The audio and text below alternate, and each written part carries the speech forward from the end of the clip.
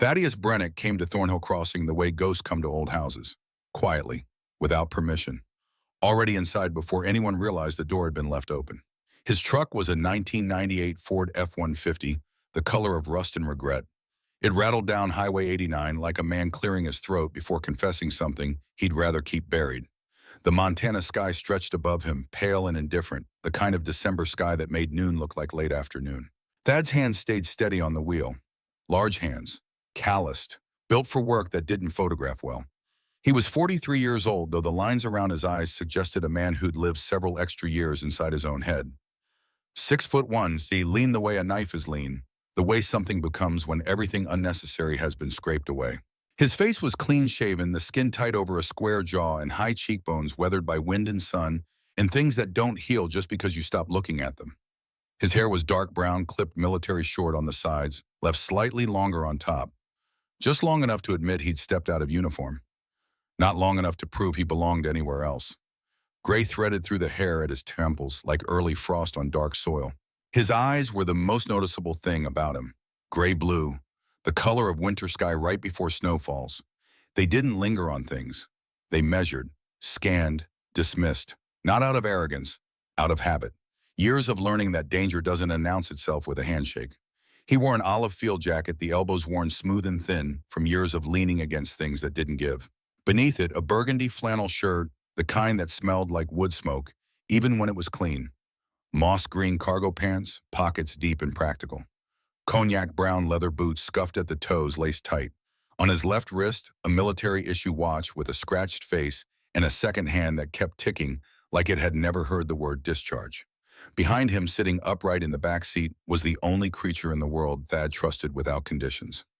Ranger, a German shepherd, 7 years old, black and tan with a deep sable shadow along his back that made him look like he'd been dipped in darkness and pulled out just in time. His chest and legs were warm gold, the color of late autumn, refusing to surrender to winter. He wasn't bulky, he was athletic, all working muscle and quiet readiness. His ears stayed up even when he rested, pivoting at the smallest sound like radar dishes scanning for signals no one else could hear. His amber brown eyes watched the world with the calm intensity of a sentinel who did not need applause to stay vigilant. Around his chest, a tactical harness, black nylon with reinforced stitching, a handle at the top positioned perfectly for extraction or guidance. The kind of gear that said this dog wasn't a pet. This dog was a professional, sewn onto the harness in faded yellow thread, K9 Unit 447. Ranger's expression was not cute, it was intelligent, thoughtful. Sometimes when the wind hit a certain way, or Thad did something particularly questionable, almost offended, as if the universe had failed to file the proper paperwork before misbehaving. He lifted his head now, watching through the window as the first buildings of Thornhill Crossing slid into view. The town looked like a postcard someone had left out in the rain.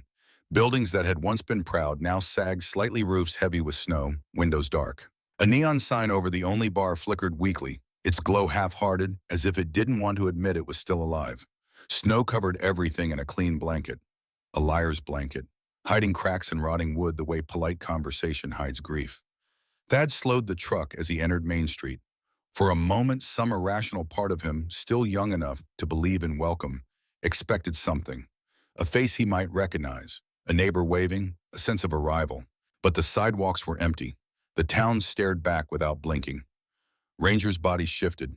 He sat up straighter. A low sound formed in his throat. Not a bark, not a growl meant to scare. A warning note, soft and controlled, a sound that said, "Something is wrong here. Something is watching."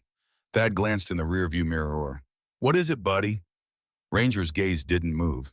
His ears stayed forward, locked onto something Thad couldn't see. Thad felt the old familiar tightening in his ribs, the sensation of a world holding its breath. He hated it. He'd come here to stop living that way. He'd come here to be ordinary. He'd been out of the Navy only 6 months, but his body still moved like it was answering orders. Shoulders squared, always alert, always ready, even in a town that looked like it had forgotten how to fight. Thad told himself Ranger was just adjusting. Dogs remembered too. They carried war differently. No speeches, no medals, no explanations, just instincts that never fully switched off. Ranger had served. Ranger had sniffed out dangers men couldn't see. Ranger had learned that silence could hide teeth. And now Ranger was telling him Thornhill Crossing had teeth. Thad drove past the bar, past the boarded-up hardware store, past the post office where the flag hung stiff in the wind as if even patriotism had frozen. He turned onto a narrower road, following directions scribbled on a piece of paper tucked into his sun visor. The trees thickened quickly. Pines stood in tall ranks heavy with snow. Their branches bent under the weight, creating arched tunnels that made the road feel like a passage into something ancient. The sky grew lower, pale, the kind of winter sky that made you forget what warmth felt like. 40 acres. That's what he'd bought. Sight unseen. $11,800. Every dollar he had left after discharge, after selling the truck he didn't need, after paying off debts to people he'd rather forget. 40 acres of Montana forest. Far enough from everything to disappear. Close enough to a town to buy groceries without becoming a hermit. Or so he told himself. The land appeared suddenly through the trees, a clearing roughly circular, ringed by pines. Snow drifted across the open space in smooth, unbroken waves. No cabin, no structure, just land. Raw, empty, waiting. Thad killed the engine. Silence poured in, not peaceful silence, the kind of silence that felt like an unanswered question. He opened the driver's door and stepped out, boots sinking into snow. The air slapped him immediately, sharp, clean, merciless. He breathed it in anyway, as if cold could scrape his lungs clean. Ranger jumped down from the truck with a soft thud, landing steady, head up. He moved in a slow circle around Thad, checking the perimeter, nose close to the ground. His tail was low but not tucked. Alert, not afraid. Thad watched him and felt something in his chest loosen just slightly. Ranger had that effect. He unloaded his gear from the truck bed, a duffel bag worn green canvas, a Coleman tent older than most marriages, a folding camp stove, a cooler with 3 days' worth of food, a toolbox, a case of bottled water, a military surplus sleeping bag that had seen better decades. His life simplified by loss. Thad set up the tent in the center of the clearing, or tried to. The ground was harder than he'd expected, frozen beneath the snow. The tent pegs refused to sink. The poles fought him. The fabric sagged on one side like a drunk leaning against a lamppost. When he finally stepped back, the tent looked less like shelter and more like a mistake someone had made and then abandoned out of embarrassment. Ranger sat 10 feet away watching, his head tilted, slowly, precisely, 45 degrees to the left. His eyes remained locked on the tent, unblinking, judgmental. Thad wiped snow from his gloves. "Yeah, I see it," he muttered. Ranger blinked, once, slowly, the kind of blink that said, "I'm not angry, just disappointed." Thad barked out a short laugh, humorless, the kind of laugh that exists purely to keep a man from shouting. "Well," he said, voice low, "it'll hold." Ranger's expression suggested otherwise. By the time dusk arrived, Thad had managed to start a small fire in a ring of stones he'd cleared from the snow. The flames threw warm light against the trees, making the clearing feel less abandoned and more alive. Not much, but enough. He ate a cold sandwich, drank water from a bottle that tasted faintly of plastic. Ranger got kibble mixed with a little canned chicken Thad had brought specifically for him. Ranger accepted it with dignified reluctance, the way a soldier accepts a promotion he didn't ask for. Thad sat on a log near the fire hands wrapped around a tin cup of instant coffee. He stared into the flames and tried not to think about the things that always surfaced when the world went quiet. Afghanistan, 2019. July heat that felt like punishment. Sand in his teeth. The radio crackling with static and panic. His voice, steady, giving the order. Corporal Vance, 23 years old. Following that order, the explosion. Not loud in memory, just final. Thad closed his eyes and forced the images back down. He'd learned the trick. You didn't fight the memories, you just acknowledged them and let them pass like storm clouds. Eventually they moved on, usually. Ranger, who had been lying near the fire, suddenly lifted his head. His ears snapped forward. His body went rigid. Thad's muscles tensed before his thoughts caught up. "What?" Ranger stood, silent as smoke. He walked to the edge of the clearing, staring into the trees. He didn't bark. He didn't scratch. He simply stared. Body angled forward, tail low, eyes locked on something Thad couldn't see. Thad rose slowly and moved beside him. He followed Ranger's line of sight. Nothing, just trees, just snow, just the fading light turning everything gray. But Ranger's gaze never wavered. Thad felt the hair on his arms rise. There was no reason someone should be out here. Not tonight, not in this cold. He hadn't told anyone he was coming. hadn't spoken to a soul, and yet Ranger's instincts didn't lie. For one irrational moment, Thad thought of old stories, tales his grandmother used to tell, of forests that tested strangers, of unseen judges who watched from the woods to see what kind of man had arrived. He didn't believe in ghosts, but he believed in patterns, and he believed in Ranger. Thad rested his hand on Ranger's neck. Warm fur, solid muscle, real. Easy, he murmured. Not because Ranger was panicking, because Thad needed the reminder himself. Ranger let out that low, controlled sound again, a warning that vibrated in his chest. Then he turned and walked back to the fire. Slowly, as if whatever he'd seen had been noted and filed away for later consideration. Thad stayed at the edge of the clearing a moment longer, listening, watching. Nothing moved, but the feeling remained, an unseen pressure in the air. A shift in the world that couldn't be explained by wind or cold or imagination. Thad exhaled slowly, breath fogging in the freezing air. He walked back to the fire and added another log. Sparks spiraled upward into the darkening sky. He sat down and pulled the sleeping bag around his shoulders. Ranger lay beside him close enough that Thad could feel the rise and fall of his breathing. Outside the circle of firelight, the forest waited, patient, silent, knowing something Thad didn't. Morning and Thornhill Crossing arrived like a polite stranger, quiet, pale, unwilling to make promises. Thad woke before the sun fully lifted its head above the pines. The tent was cold enough to make his breath visible. The kind of cold that didn't shock you so much as remind you gently and repeatedly that comfort was a luxury. He dressed quickly, same clothes, same boots, same watch ticking faithfully on his wrist. Ranger rose the moment Thad shifted. The German shepherd stretched long and controlled, then stood with that familiar readiness. Ears up, eyes steady, body angled as if the world might need negotiating at any second. Thad stepped outside. The forest greeted him with snow and silence. Sunlight filtered through pine branches, turning falling flakes into drifting sparks. The air smelled clean, sharp resin, cold earth, the faint metallic taste of winter. For a moment, Thad stood still, letting the cold bite into his cheeks. He told himself this was why he'd come back. Not for company, not for closure. For this. Space. Quiet. A world that didn't ask him to perform. Ranger sniffed the edge of the clearing, then moved toward the tree line, nose low. His tail remained level and calm. Not wagging, not stiff. He was working. Reading the ground the way Thad used to read doorways. Thad watched him and made a decision. All right, he said. Let's see what we bought. He pulled a folded surveyor's map from his jacket pocket. The property boundaries were marked in red ink, showing 40 acres in an irregular shape that followed the natural contours of the land. He wanted to walk the perimeter, get a sense of what was his, plan where to build. Thad started toward the eastern edge, boots crunching through snow. Ranger didn't follow. Thad stopped, turned. Ranger sat in the center of the clearing, 10 feet from the tent, completely still, watching Thad with an expression that bordered on defiant. Come on, Thad said. Ranger didn't move. Thad frowned. Ranger, heel. Nothing. The dog sat like a statue, ears forward, eyes locked on Thad, not challenging, just refusing. Thad felt a flicker of frustration. Ranger never disobeyed. Not like this. Not without reason. He walked back toward the dog.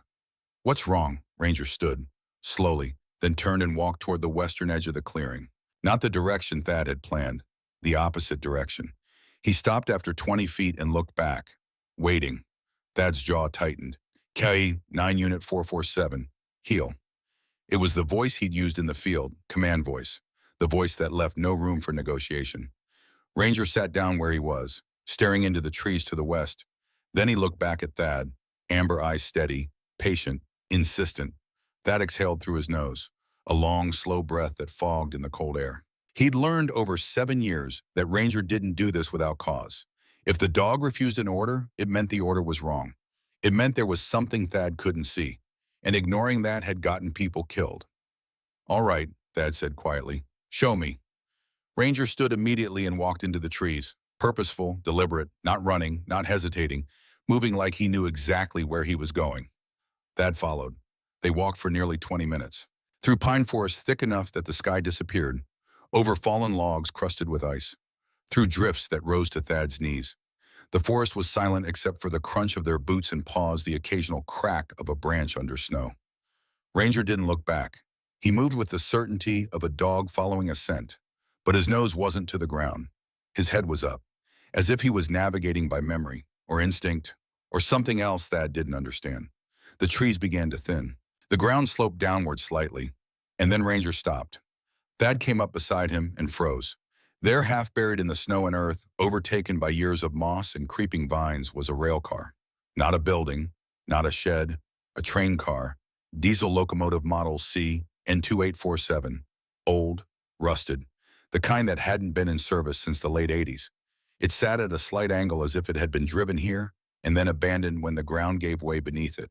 Snow piled against one side. Pine saplings grew through gaps in the metal paneling. The wheels were half sunk into frozen earth covered in rust and rot. The paint had long since peeled away, leaving only patches of faded red and gray beneath layers of grime. It should not have been here.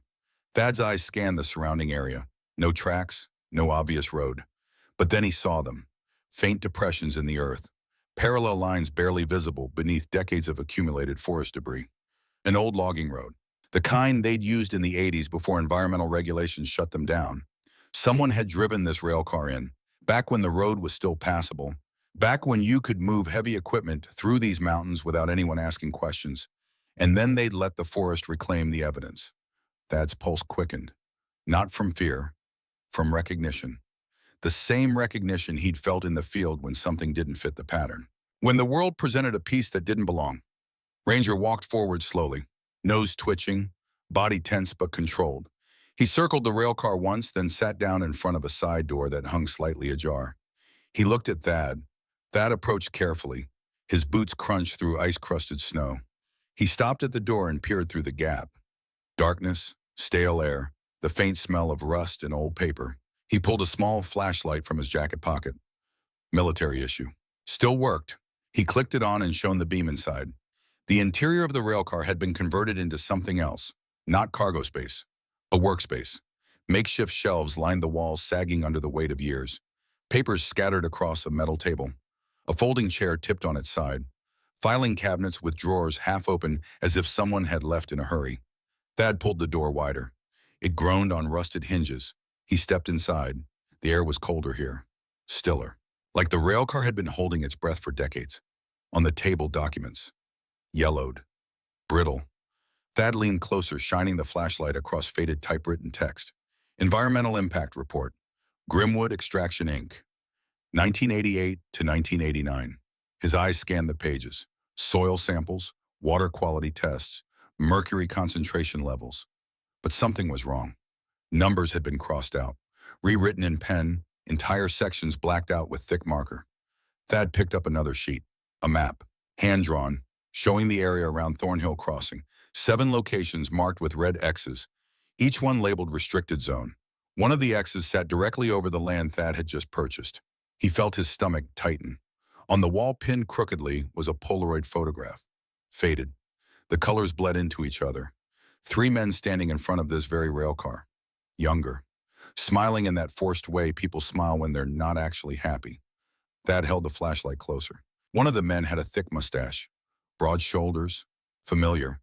It looked like Sheriff Dalton Merrick. 35 years younger. But the same eyes. Thad lowered the flashlight and kept searching. In the corner on the floor, partially buried under loose papers, was a Timex wristwatch. The leather band cracked and stiff. The face scratched. The second hand frozen at 3:11. Engraved on the back in small, careful letters, St. Veritas Liberabit Latin. Thad knew enough to translate. Truth will set you free. And beneath the watch, a letter, handwritten. The ink faded but still legible. The handwriting shaky as if written in haste or fear. Thad unfolded it carefully. The paper cracked at the creases. He read, "If anyone finds this, I am already dead. My name is Silas Thornwell. I worked as an environmental consultant for Grimwood Extraction from 1986 to 1989. What I discovered will destroy this town if it comes to light. But the truth is worse than silence. Grimwood buried 40 barrels of mercury sulfide in 7 locations across this valley. The soil reports were altered. The water tests were falsified. I have the proof. I brought it here because I knew they were coming for me. If you are reading this, trust the dog. Dogs can smell what we cannot. They know the poison is still here. Do not let them bury this again. Silas Thornwell, November 1989. Thad's hands tightened on the letter.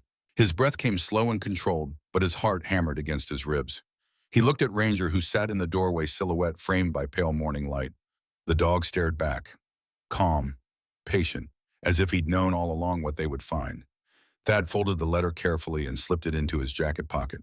He took the watch, the photograph, the map. Then he stepped outside and closed the railcar door behind him. The forest was silent. Snow continued to fall in soft, deliberate flakes. Thad knelt beside Ranger and rested his hand on the dog's neck. "You knew," he whispered.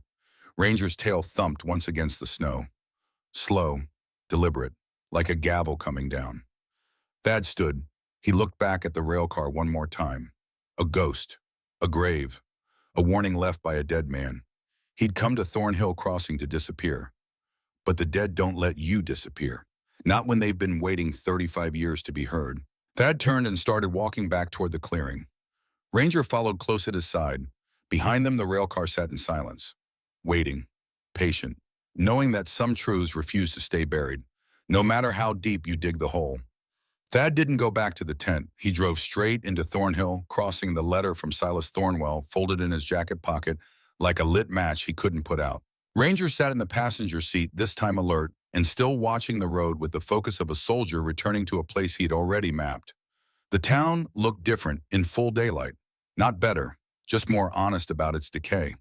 Storefronts with peeling paint, sidewalks cracked and patched too many times. A few pickup trucks parked at angles that suggested their owners had stopped caring about lines. Thad pulled up in front of a building that announced itself with a hand-painted sign, Thornhill Historical Society and Public Library. The paint was faded. The building itself was brick old enough to have seen the town's better days and kept quiet about them. He killed the engine and looked at Ranger. "You coming?" Ranger's ears flicked forward. He stood shook once and waited for Thad to open the door. Inside, the library smelled like old paper and heating oil. Rows of metal shelves lined the walls, stuffed with books that looked like they hadn't been opened since before the internet made research easy. A few tables sat empty near the windows. Fluorescent lights hummed overhead, casting everything in a pale institutional glow. Behind the circulation desk sat a woman Thad hadn't met yet. She was maybe 39, 40 at most, thin in a way that suggested she forgot to eat when she was working. Her dark brown hair was pulled back into a practical bun, a few strands escaping to frame a pale face dusted with faint freckles across the bridge of her nose. Her eyes were brown, deep, the kind of eyes that had spent too much time looking at things most people preferred to ignore. She wore a gray wool sweater with ink stains on the cuffs. Her hands, when she reached for a book, moved with quick, nervous energy. The hands of someone who worked too much and slept too little. A faint scar ran along one knuckle. Healed. Old, but noticeable. She looked up when Thad entered. Her gaze moved from him to Ranger, then back. She didn't smile, but her expression softened slightly. Recognition, maybe. Or just the instinct of someone who understood that a man with a dog like that wasn't here for the bestseller shelf. "Help you?" she asked. Her voice was low. Even. The voice of someone who'd learned not to waste words. Thad approached the desk. "I'm looking for information on Grimwood extraction, 1985 to 1990. The woman's hands stilled, just for a second. Then she nodded. "Mining records are in the back, historical documents section." She paused. "You new here?" "Bought land," Thad said. "Just outside town." Her eyes sharpened. "Which parcel?"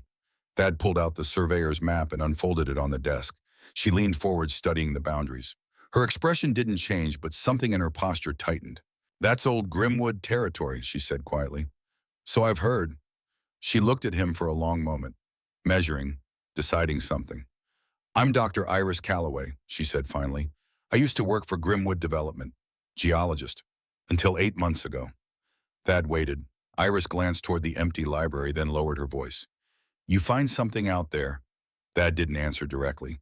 "You got fired for a reason." Her jaw tightened. "I found mercury concentrations 52 times the EPA limit in groundwater samples. I filed a report. 2 weeks later, the report disappeared. So did my job. NDA violation, they said." She reached under the desk and pulled out a worn accordion folder. She set it down between them. "This is everything I kept.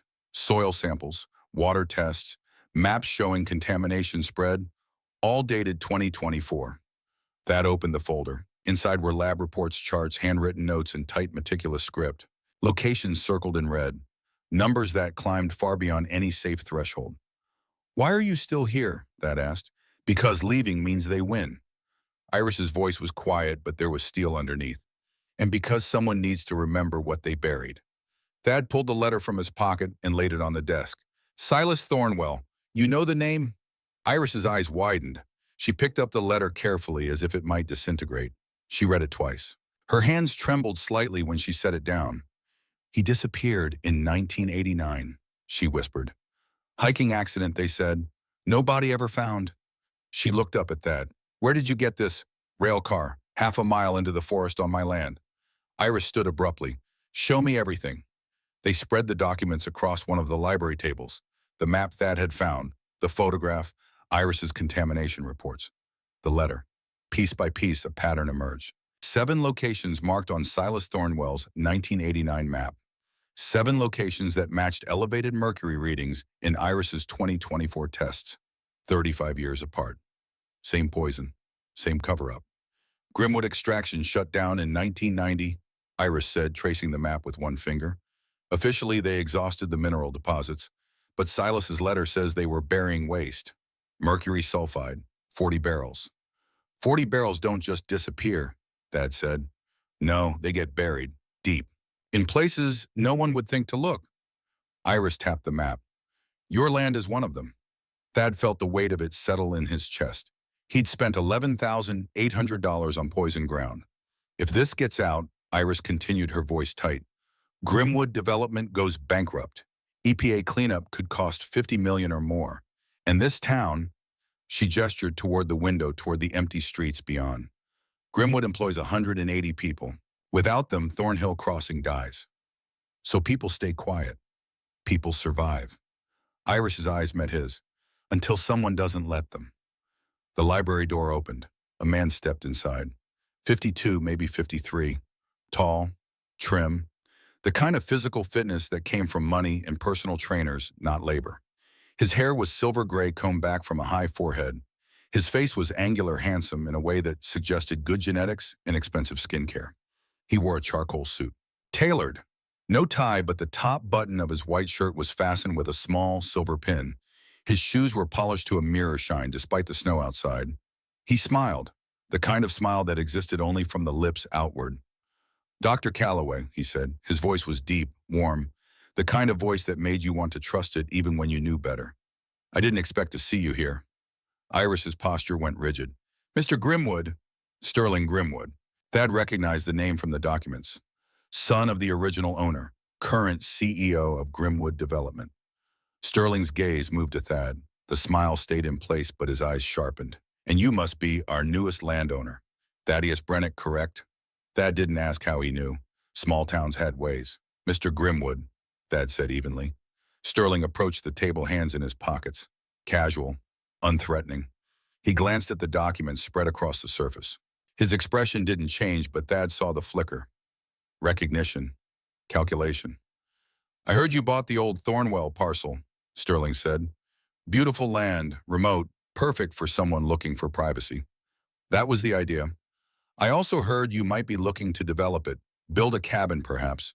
Sterling pulled a business card from his jacket and set it on the table. "I'd like to make you an offer. $25,000, cash, more than double what you paid." Thad looked at the card, Grimwood Development, Sterling's name embossed in gold. "Not interested," Thad said. Sterling's smile tightened just slightly. "I understand the impulse to hold on to land, but that parcel has complications, zoning issues, soil instability. You'd be doing yourself a favor." "I'll manage." "Mr. Brennick." Sterling's voice dropped lower, quieter, the warmth gone. "Thornhill Crossing is a small town. It survives because people understand how things work. My company employs most of the families here. We provide stability, security. Sometimes that means making difficult choices about what information serves the greater good." Thad met his gaze, gray-blue eyes steady, unflinching. "You're asking me to pretend I didn't find something. I'm asking you not to destroy a town over a 35-year-old mistake." Sterling straightened. "My father made errors in judgment. I've spent 2 decades trying to keep this community alive despite them. If you expose what's buried out there, the EPA will declare it a Superfund site. Grimwood will collapse. 180 people will lose their jobs. their homes, their future. He picked up his business card and held it out. Think about what kind of man you want to be, the one who saves a town or the one who buries it. Sterling set the card down again. Then he turned and walked out of the library, his footsteps echoing on the tile floor. The door closed behind him. Iris exhaled slowly. That's how he operates. Reasonable, calm, makes you feel like you're the villain if you don't agree. Thad stared at the business card. He's scared. He should be. Iris gathered the documents and slid them back into her folder. If you're serious about this, I can help. I know where to send soil samples. I know which federal agencies to contact. But you need to understand what you're walking into. Thad looked at Ranger, who sat near the table watching both of them with calm, amber eyes. I didn't come here for this, Thad said quietly. No one ever does. Iris's voice softened. But you found it anyway. Question is, what are you going to do now? Thad didn't answer because he didn't know yet, but Ranger's gaze stayed steady, patient, as if the dog already understood what Thad was still trying to decide. The diner sat at the edge of Main Street, a squat building with faded yellow siding and a red neon sign that blinked the words Kemp's in erratic rhythm. Thad pulled the truck into the gravel lot and killed the engine. He hadn't eaten since yesterday, and he needed time to think. Inside, the diner smelled like grease and coffee and the ghost of 1,000 breakfasts. Red vinyl booths lined the windows. A long counter ran along one side, stools bolted to the floor. The walls were covered in old photographs. Thornhill Crossing in its glory days. Loggers, miners, people who'd believed the work would last forever. A woman stood behind the counter wiping down the surface with a damp rag. She was 54, maybe 55. Short, solid. Her blonde hair had faded to the color of old wheat pulled back in a practical ponytail. Her face was lined, but her eyes were sharp. The kind of woman who'd raised kids and run a business and didn't have patience for nonsense. She looked up when Thad entered. Her gaze moved to Ranger, then back. He trained, she asked. Yes, ma'am. Then he's welcome. She gestured toward a booth near the back. Sit anywhere. Thad slid into the booth. Ranger lay down beside it, head up, eyes scanning the room. The woman brought over a laminated menu and a cup of coffee without asking. Martha Kemp, she said. I own the place. Thad Brennick. I know. Word travels. She pulled a pen from behind her ear. What'll it be? Eggs, toast, whatever you've got. Martha nodded and walked back toward the kitchen. Thad sipped the coffee. It was strong, bitter, the kind of coffee that didn't apologize for what it was. He glanced at Ranger. The dog's ears were relaxed, but his eyes tracked every person who walked past the window outside. Martha returned with a plate, scrambled eggs, wheat toast, a side of bacon. She set it down, then paused. That's your dog or a working dog? Both. She studied Ranger for a moment. My son's 11. Loves dogs. He'd probably try to pet that one if I let him. Thad looked up. Where is he now? School gets out at 3. Martha's expression softened slightly. You got kids? No. She nodded, didn't push, just refilled his coffee and walked away. Thad ate slowly. The food was simple, honest. It tasted like something made by someone who understood that feeding people mattered. He was halfway through when Martha brought over a basket. She set it on the table without a word. Inside were 2 house-made sausages still steaming. Ranger's nose twitched. His eyes tracked the basket, but he didn't move, didn't beg, just watched with polite interest. Martha pulled one sausage out with a napkin and held it toward Ranger. For the professional. Ranger leaned forward, sniffed carefully. His nostrils flared. He processed the scent for exactly 3 seconds. Then he turned his head away, deliberately, as if the sausage had personally offended him. Martha blinked. He doesn't want it. Thad suppressed a smile. He's got standards.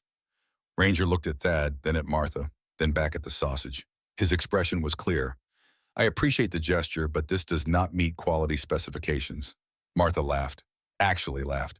Well, can't say I've been rejected by a dog before. She took the basket back to the kitchen, still chuckling.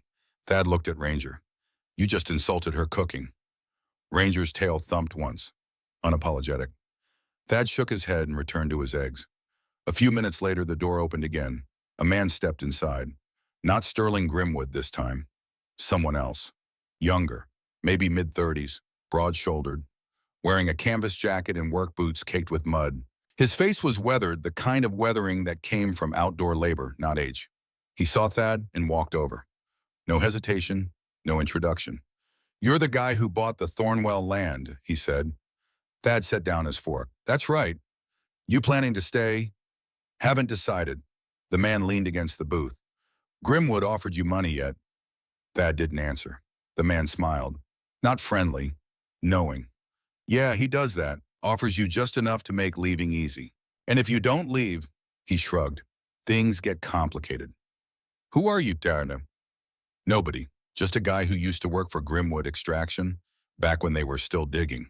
He pulled a folded piece of paper from his pocket and set it on the table. You want to know what they buried out there? Start with the hospital records. 1990 to 1995. Cancer rates, miscarriages, kids born with defects. Thad picked up the paper. It was a list. Names, dates, causes of death. Why are you giving me this? Thad asked. The man straightened. Because somebody should know. And because you look like the kind of guy who doesn't run when things get hard. He turned and walked out before Thad could respond. Martha appeared from the kitchen, wiping her hands on her apron. She looked at the paper on the table, then at Thad. He's right, she said quietly. My sister died in 1993. Ovarian cancer, 32 years old. They said it was genetic. But 6 other women on our street died the same way within 3 years. Thad's chest tightened. People here know, Martha continued. We just don't talk about it, because talking means losing what little we have left. She walked away, leaving Thad alone with the list and the weight of other people's grief. Ranger shifted slightly, resting his chin on Thad's boot. Thad reached down and rested his hand on the dog's head. Outside, snow began to fall again. Soft, quiet, erasing everything. The radio crackled to life while Thad was driving back to the clearing. He'd tuned it to the local station mostly for weather updates, but the voice that came through wasn't talking about snow. Repeat 11-year-old Owen Kemp and 9-year-old Cody Harlan missing near Old Mine Trail. Last seen approximately 2:15 p.m. today. Search and rescue en route. If anyone in the area has information, please contact Thornhill County Sheriff's Department immediately. Thad's hands tightened on the wheel. Old Mine Trail. He knew where that was. He'd passed it on the way to his land, less than 2 miles from the clearing. Owen Kemp, Martha's son. He glanced at Ranger. The dog was already standing in the passenger seat, ears forward, body tense, alert in a way Thad hadn't seen since they'd left active duty. Thad told himself it wasn't his problem. He wasn't part of this town, wasn't responsible for someone else's kid. But Ranger barked, sharp, loud, 3 times in rapid succession. Thad had never heard him do that, not once in 7 years. Ranger didn't bark. He communicated through posture, through stillness, through the controlled use of his body. But now he barked, urgent, insistent, demanding. All right, Thad said quietly. All right. He turned the truck around and headed toward Old Mine Trail. The trail was barely a road, more like 2 ruts carved into frozen mud winding through dense pine forest. Thad drove as far as the F-150 could manage, then parked and got out. Ranger jumped down and immediately started moving. Not running, working, nose low, head sweeping side to side. Tracking. Thad followed. They moved through the forest for nearly 30 minutes. Ranger set the pace. Steady, deliberate, pausing occasionally to recalibrate, then continuing with renewed focus. The snow was deeper here. Untouched. No footprints, no sign of search and rescue yet. Then Ranger stopped. He stood at the edge of a depression in the ground. Not a natural valley, something else. The snow had settled unevenly, revealing a circular dip maybe 15 feet across. Ranger's body went rigid. He stared at the center of the depression. Thad approached carefully. The ground felt wrong beneath his boots, felt unstable. And then he heard it, a voice, small, weak, coming from below. Help! Thad dropped to his knees. Hey, can you hear me? I'm stuck. The ground, it broke. A second voice, even younger. My leg hurts. 2 boys, Owen and Cody. Thad brushed snow away from the edge of the depression. Beneath it, the earth had collapsed inward, creating a sinkhole about 4 feet deep. At the bottom, barely visible in the failing light, were 2 boys huddled together. Owen Kemp, 11 years old. Dark hair, face streaked with dirt and tears. Beside him, Cody Harlan, 9, smaller. His left leg was pinned beneath a section of collapsed soil. I'm coming down, Thad said. Don't move. He lowered himself carefully into the sinkhole. The walls were unstable, crumbling at the slightest pressure. The smell hit him immediately. Sulfur, rotten eggs, the unmistakable stench of hydrogen sulfide. Mercury contamination.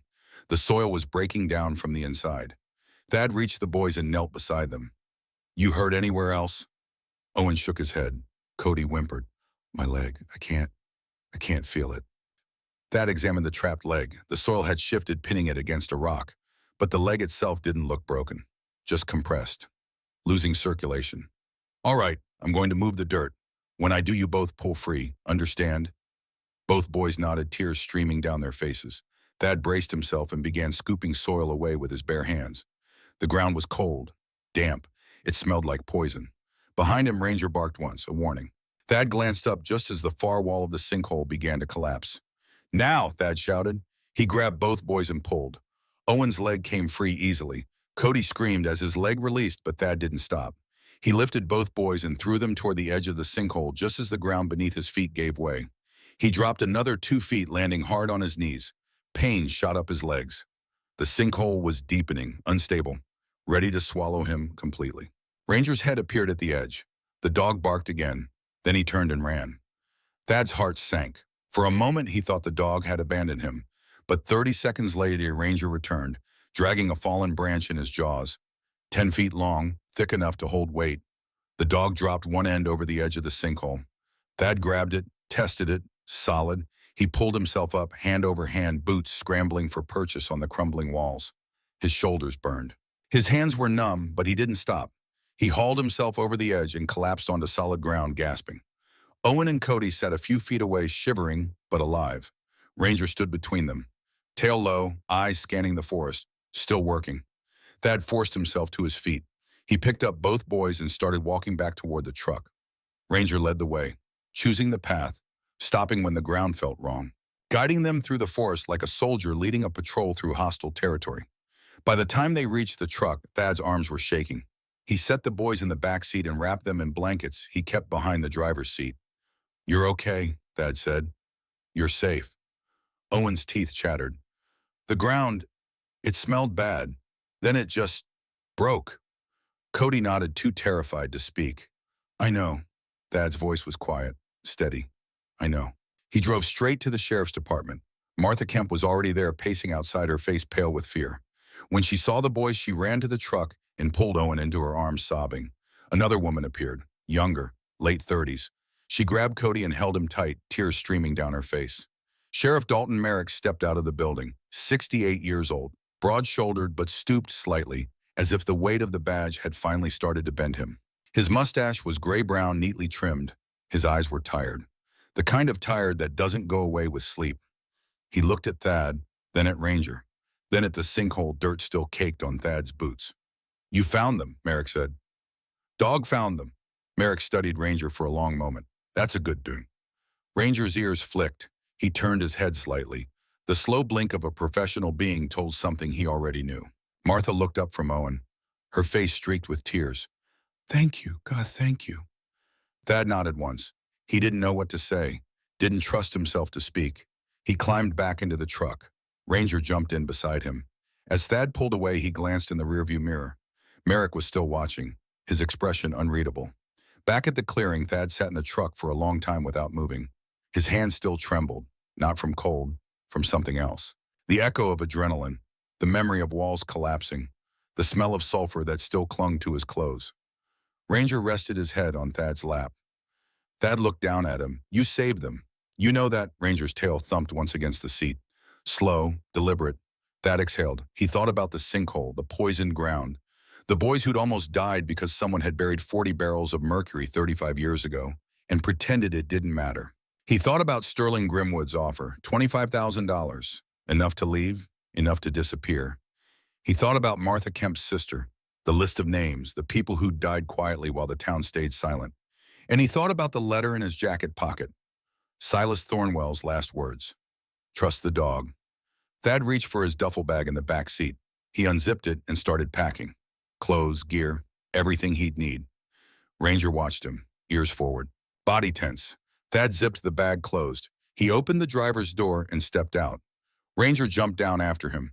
Thad walked toward the tent, toward the truck bed, preparing to load everything up, preparing to leave. He reached for the tent pole. Ranger moved, not fast, not aggressive, just positioned himself directly between Thad and the truck, and sat down. Thad stopped. Move, Ranger. The dog didn't move. K9 Unit 447, load up. Ranger turned his head, looking not at Thad, but toward the forest. toward the place where the railcar sat buried, toward the 7 red X's on Silas Thornwell's map. Then he looked back at Thad, amber eyes steady, patient, unyielding.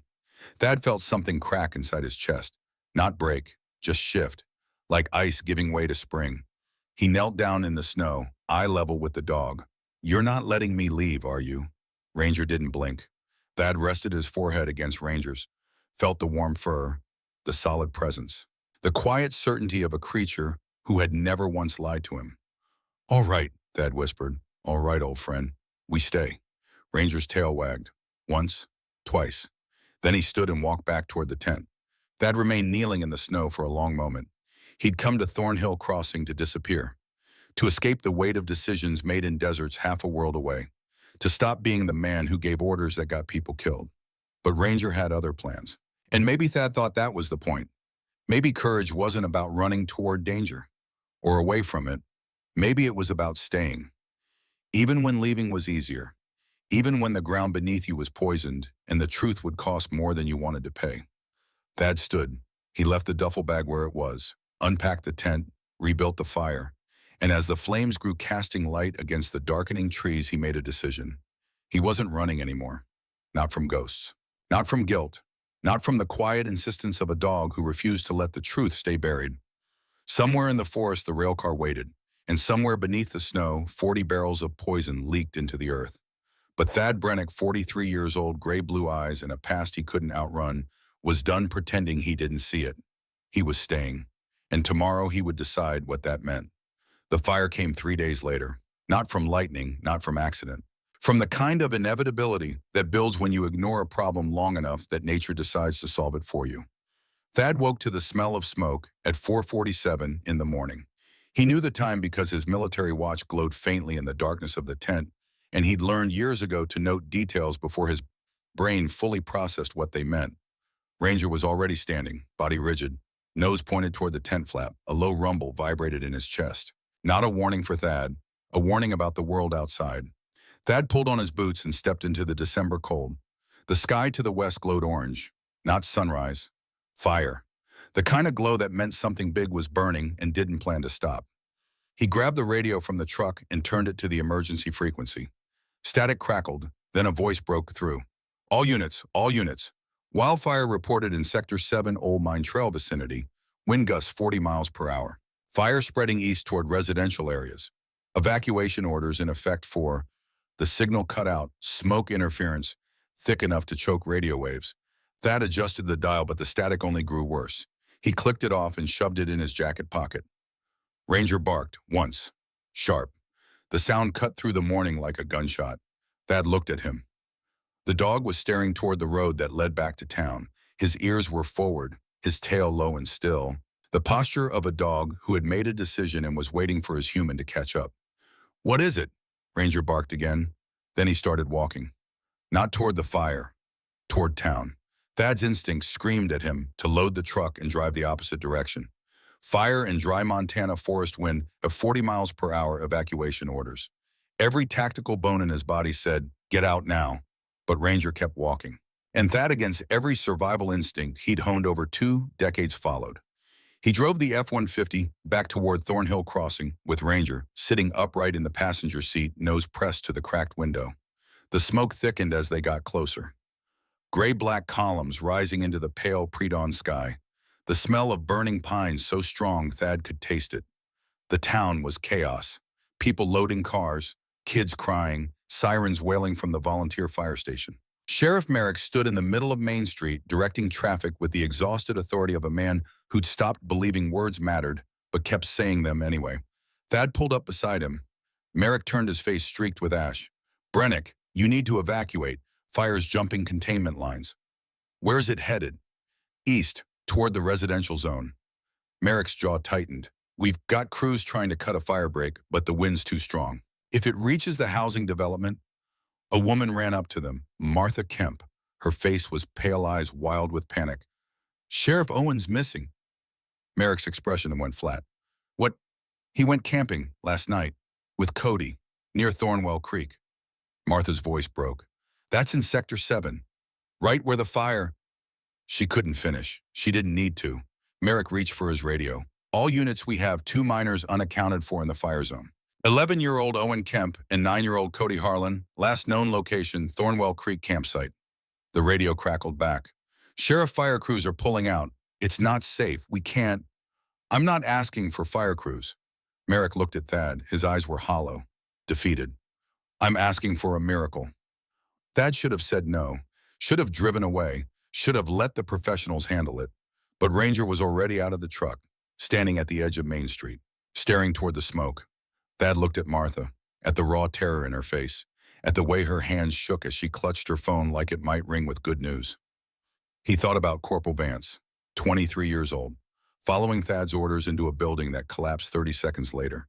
He thought about all the decisions he'd made that couldn't be unmade, all the voices that still woke him at 3 in the morning asking why. And he thought about Apai, who refused to let him run. Where exactly? Thad asked. Martha pulled up a map on her phone with trembling fingers. Here, Thornwell Creek. There's a campsite marker. Owen texted me at 8 last night, said they were setting up tents. Thad memorized the location. Stay here. If I find them, I'll bring them back. You can't go in there alone. But Thad was already moving. Ranger fell into step beside him. Perfect heel position. The way they'd moved through Kandahar, Mosul, a dozen other places where the air tasted like smoke, and the only person you could trust was the one walking beside you. The road to Sector 7 was blocked by fire crews. Thad took a logging trail instead, the F-150 bouncing over ruts and fallen branches. Smoke poured through the vents even with the windows closed. Ranger's nose twitched constantly, processing information Thad couldn't access. Half a mile from Thornwell Creek, the road ended. Burned through, trees on both sides engulfed in flames that climbed 200 feet into the air. Heat radiated through the windshield. The temperature inside the truck climbed to 80-90, pushing toward unbearable. Thad killed the engine, looked at Ranger. Last chance to stay here. Ranger jumped out before Thad finished the sentence. They moved on foot. Thad had a wet bandana tied around his nose and mouth. Ranger's breathing was controlled, shallow, conserving oxygen. The dog led. Thad followed, staying low, moving through patches of unburned ground, avoiding the worst of the smoke. The forest was a nightmare. Flames on 3 sides, ash falling like snow, the roar of fire so loud Thad couldn't hear his own breathing. Heat pressed against him like a physical force trying to push him back, trying to make him turn around. Ranger stopped, his ears swiveled, locked onto something ahead. He started moving again, faster now, purpose in every step. They found the campsite at 6:23 in the morning. 2 tents, both still standing but surrounded by fire closing in from the west. A creek ran along the eastern edge, the water low and sluggish, barely 3 feet across. Ranger barked, 3 times, loud, commanding. A tent flap opened. A boy stumbled out. 11 years old, an ash-streaked face, coughing. Owen Kemp. Behind him, another boy emerged. Younger, 9, Cody Harlan, the friend Owen had been camping with. Thad ran to them. You hurt. Both boys shook their heads, too terrified to speak. Creek, now, get in the water. The boys didn't argue. They scrambled to the creek and dropped into the shallow water. Thad followed, pulling them close to the bank, where the overhang provided some protection from radiant heat. Ranger stood at the edge, scanning the fire, looking for a way out. There wasn't one. The flames had closed the gap they'd used to enter. Fire on 3 sides now. The creek ran east, but 100 yards downstream, a massive pine had fallen across the water, fully engulfed. They were boxed in. Thad's mind raced. No radio signal, no backup, no air support. Just him, 2 kids, and a dog in a kill zone that was shrinking by the second. Ranger barked, sharp, insistent. Thad looked. The dog was staring at a rock formation on the northern edge of the campsite, a gap between 2 boulders, maybe 4 feet wide, leading into darkness. A cave, or a crevice. Something. Move! Thad grabbed Owen and Cody and pushed them toward the rocks. Go follow the dog. Ranger disappeared into the gap. The boys followed, crawling on hands and knees. Thad came to the last, feeling the heat sear his back as he squeezed through. Inside, the air was cooler, not fresh, but breathable. The space was narrow, maybe 15 feet deep. The rock walls radiated cold, a pocket of stone that fire couldn't touch. Thad pulled the boys to the back of the crevice. They huddled together, shaking, crying, alive. Ranger lay across the entrance, blocking it with his body, nose pointed out, watching, guarding. Outside, the fire raged. Trees exploded, the sound like artillery. The light beyond the gap turned from orange to white to something beyond color. Minutes passed, or hours. Time stopped meaning anything in the dark. And then the sound changed. The roar faded. The light dimmed. The heat began to retreat. Thad waited another 10 minutes. Then he crawled forward. Ranger moved aside to let him pass. Thad peered out. The world was black, charred, every tree within 100 yards reduced to smoking skeletons. The ground was covered in ash so thick it looked like snow. But the fire had passed, moved on, chasing the wind toward whatever was left to burn. "It's over," Thad said quietly. "We can go." They emerged from the crevice into a landscape that looked like the end of the world. The boys clung to each other. Owen was crying. Not from fear anymore, from relief so overwhelming it had no other outlet. Ranger led them out, picking a path through the ash, avoiding hot spots where embers still glowed. The smoke was thinner now, breathable. The sky overhead was pale gray, the sun trying to break through. They reached the truck at 7:41. But something was wrong. The F-150 sat at an angle. The front tires melted. The paint blistered. The windshield cracked from heat stress. It wasn't going anywhere. Thad loaded the boys into what was left of the back seat anyway, using blankets to protect them from the hot metal. Then he started walking, Ranger beside him. Halfway back to town, a tree fell. Not burning, just dead, weakened by fire. It came down across the road directly in front of them. Thad stopped, assessed. The tree was massive, 60 feet long, 2 feet in diameter, branches tangled across the entire width of the road. He turned to look for another route. Behind them, a second tree fell. This one was still burning. It crashed down across the road, blocking the way they'd come. Flames licked up from the trunk, the heat immediate and intense. They were trapped between two trees on a road barely wide enough for a vehicle. Thad's chest tightened. He looked at the tree ahead, unburned, but impossible to climb over with two exhausted kids. Ranger stared at the fallen tree. His body was tense, calculating. Then Ranger ran forward. "Ranger, no!" The dog didn't stop. He reached the fallen tree and squeezed underneath, disappearing into the tangle of branches. Thad's heart stopped. 5 seconds, 10, 15. Then Ranger emerged on the other side. He barked once, turned, ran back under the tree toward Thad. He grabbed Thad's pant leg with his teeth and pulled. Thad understood. "Boys, follow me, stay low." He dropped to his stomach and crawled under the tree. Owen went next, then Cody. The space was tight. Branches scraped their backs. Ash filled their mouths. But they made it through. Thad pulled both boys to their feet on the other side.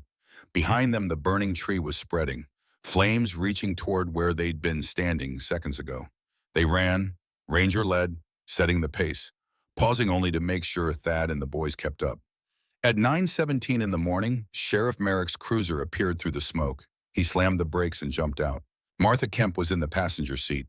She ran to Owen and collapsed to her knees, pulling him into her arms, sobbing, shaking, whispering, "Thank you, thank you, thank you," like a prayer. Cody's mother appeared from another vehicle behind Merrick's. She grabbed her son and held him like she'd never let go. Merrick walked up to Thad. The old sheriff looked at him, then at Ranger, then at the two boys covered in ash but breathing. Merrick's voice was hoarse. Thad didn't answer. He knelt beside Ranger. The dog was limping, his right hind leg barely touching the ground. Blood seeped through the singed fur where something had cut him. A branch, a rock, fire. "Hold still," Thad whispered. He examined the leg carefully, a deep gash along the muscle. Not broken, but bad.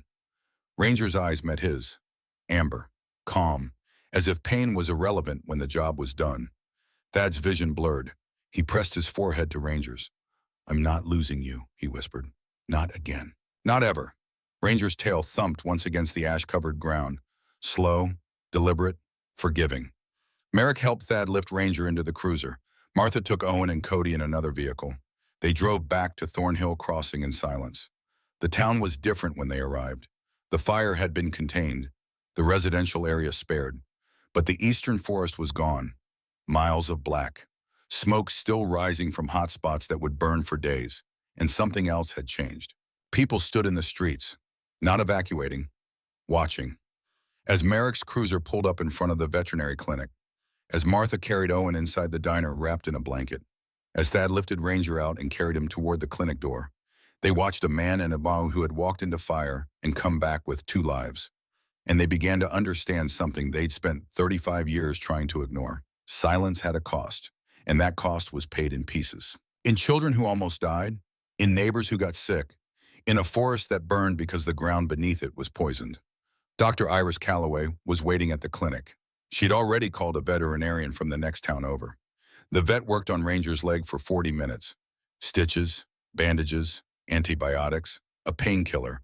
Ranger tried to refuse before Thad held his muzzle and made him swallow. When it was done, Ranger lay on a folding cot in the back room, his leg wrapped in white gauze. He looked smaller, older, the gray around his muzzle more visible in the fluorescent light, but his eyes were still sharp, still watching. Thad sat on the floor beside the cot. He rested his hand on Ranger's neck, felt the steady rise and fall of breathing, felt the warmth of life that had refused to quit. "You saved 3 people today," Thad said quietly. "You know that?" Ranger's tail thumped. Once.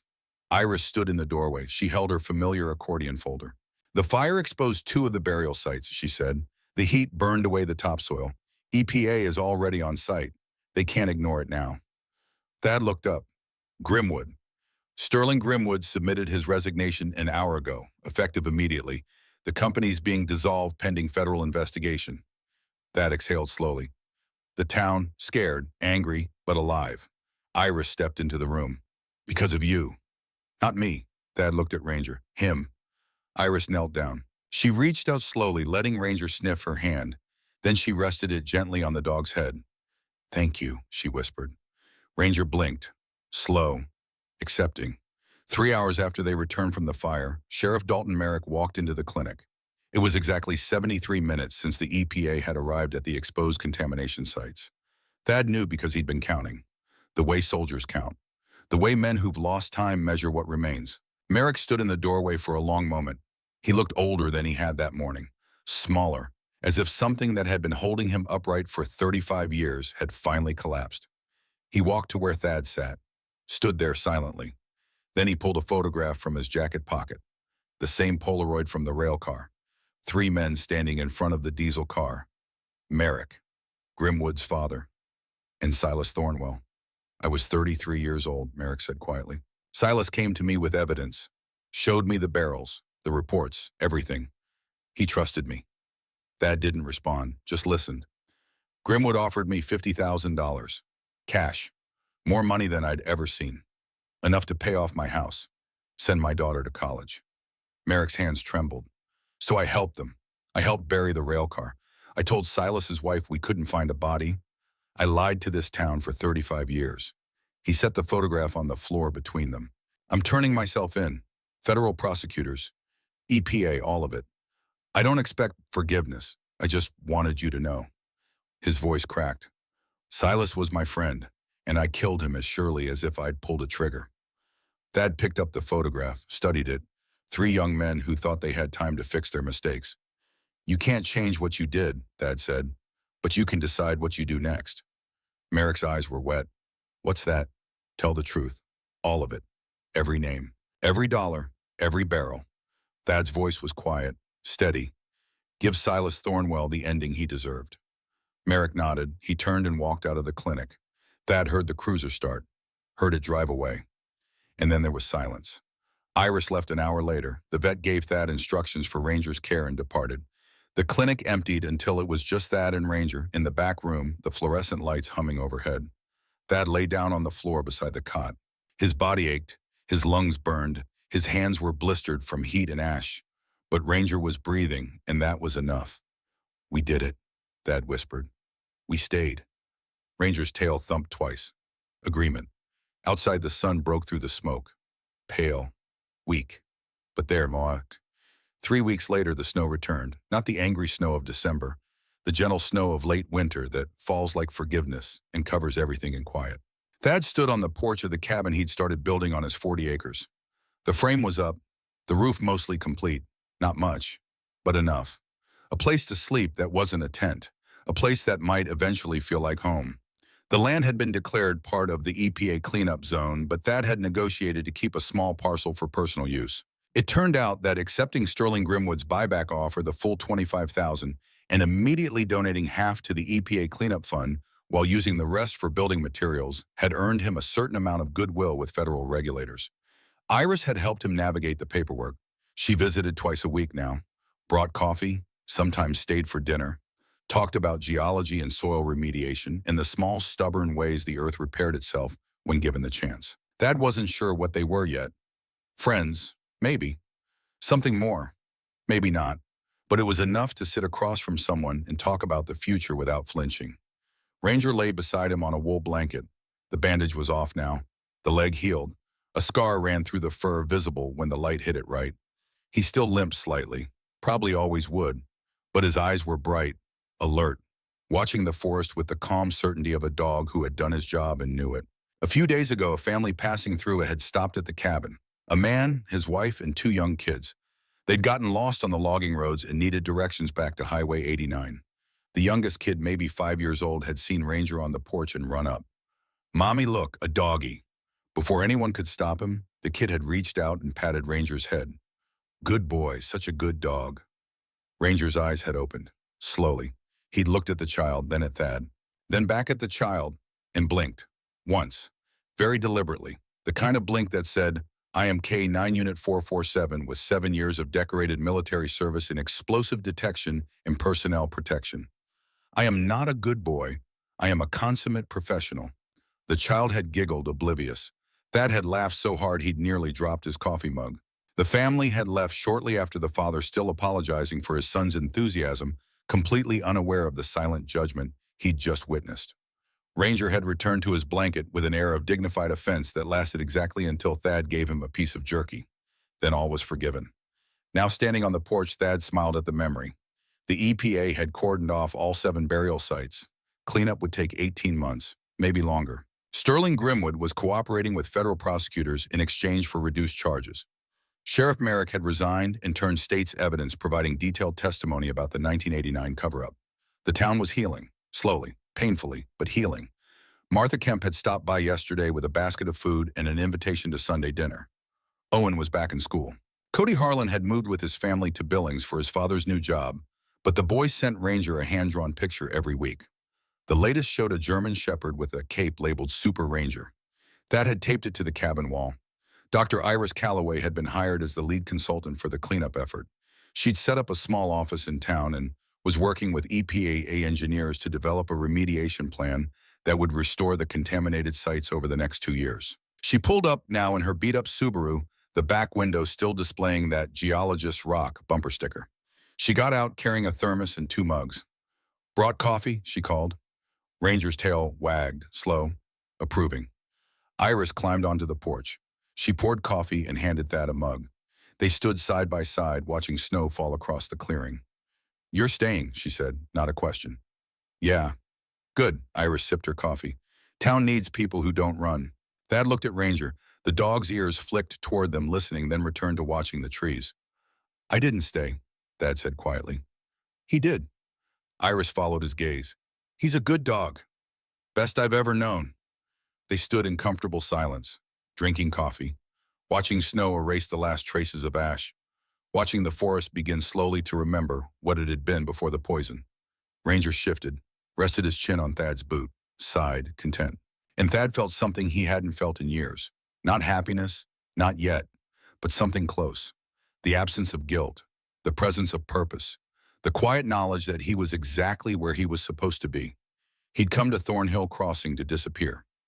Instead, he'd been found. Not by people, not by place, but by the steady, unyielding loyalty of a dog who refused to let the truth stay buried, who refused to let a good man run from the only fight that mattered, the fight to stay, to witness, to stand in the gap between what was and what could be. Thad finished his coffee, set down the mug, rested his hand on Ranger's head. "We're home," he said softly. Ranger's tail thumped. Once, twice. Agreement.